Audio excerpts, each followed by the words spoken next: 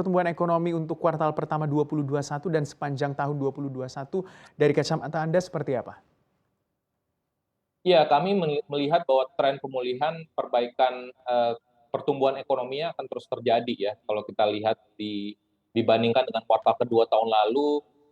yang negatif hampir 5% ya, kuartal satu tahun ini pun juga kami melihatnya masih mengalami pertumbuhan yang negatif ya, karena ada beberapa indikator dan secara keseluruhan pun juga tadi yang kami sampaikan bahwa kinerja aktivitas ekonomi dan juga mobilitas masyarakat pada bulan Januari dan Februari ini tidak begitu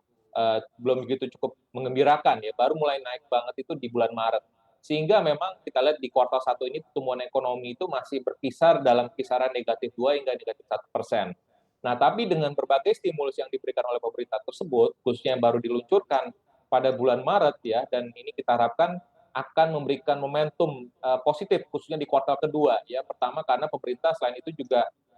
mendorong tadi pemberian THR ya bagi pemberi kerja untuk karyawannya, ditambah lagi juga dengan pemberian, THR juga untuk ASN dan juga, beberapa tadi stimulus dari, pemerintah untuk bisa menggerakkan spending ya, meskipun memang ada pelarangan mudik tentunya, tapi kita harapkan ini bisa tetap menjaga momentum dari sisi konsumsi. Sehingga di kuartal kedua sendiri kita melihatnya, pertumbuhan ekonomi kita karena tadi sempat saya sampaikan bahwa kita mendapatkan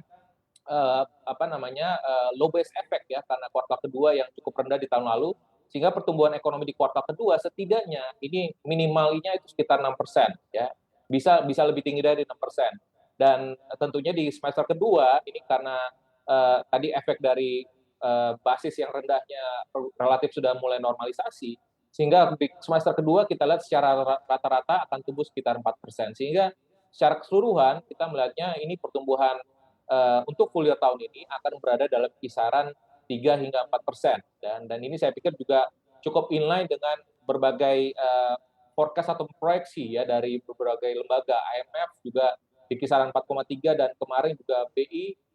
sudah merevisi kembali ya, target pertumbuhan ekonomi dari 4,3 hingga 5,3 jadi rentang 4,1 hingga 5,1.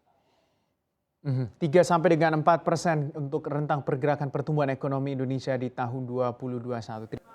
Jangan lupa untuk download aplikasi CNBC Indonesia yang tersedia di Play Store dan juga App Store untuk mengikuti terus perkembangan informasi seputar ekonomi dan bisnis terkini.